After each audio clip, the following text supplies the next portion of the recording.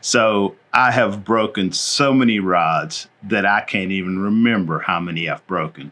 So nowadays, I'm always thinking about when I break this rod, what's going to happen?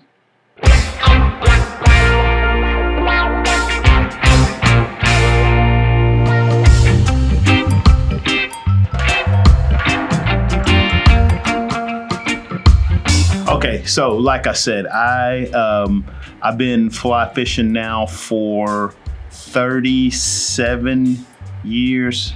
Oh, excuse me. No. I've been fly fishing for 47 years. And in that 47 years, I have broken so many rods, I can't even remember. Now, there's a few memorable ones, like my first fly rod. When I broke my first fly rod, the one I got when I was 12 years old, the 7-weight fiberglass eagle claw with the 7-weight level line and the Martin reel. When I broke that thing, I cried. And I remember that distinctly to this day. I was riding home from fishing on my bike, and somehow or another, the fly rod went through the spokes of my bike. Not only did the rod break, but I crashed my bike as well. Definitely won't ever forget that one. Unfortunately, most of these rods were not broken fighting huge fish. There's only a couple of times I can remember breaking a rod, fighting a fish. One memorable occasion was when I was out fishing with my old buddy Ian Moore, and I was catching fish left and right, and Ian was struggling. I'd caught all these big fish, and Ian hadn't caught hardly anything. And at one point, we were fishing on individual pontoon boats. So Ian was a little ways away from me, maybe upstream, downstream. We were floating a small river in central Texas. And Ian yells over like, "Hey, you still using that woolly booger?" And I'm like, "Yep." And right as I said that, I set the hook on this huge bass, and I was showboating, had the rod bent over, and Ian was looking, and I was like, "Yep, got another one."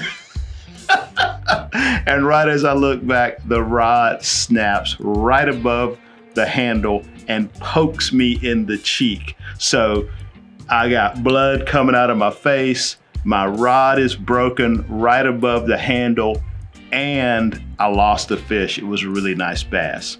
To make it even worse, I didn't have a spare rod on the boat with me. And, you know, Ian, being the nice guy that he is, offered to let me fish with his rod, and then, you know, we would just take turns for the rest of the float. But, you know, I couldn't do that. It was my fault. So the rest of that trip, I ended up just floating along, watching my buddy catch fish. So those are the only two really memorable times I broke a rod.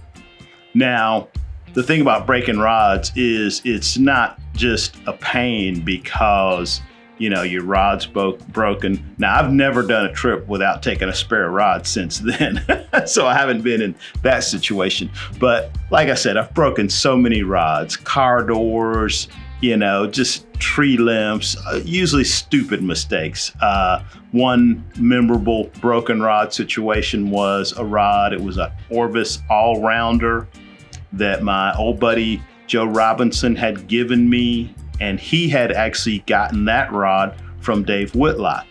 And I went fishing with Joey Lynn, another old friend of mine, my buddy that does the trips in Argentina that I'll be going on again next year. You may have seen the videos. I'll throw a link up there. Joey and I were going fishing. I had the all-rounder just in the cloth sock. Joey's like, "Hey, don't you have a tube for that?" I was like, yeah, I got a tube. No problem.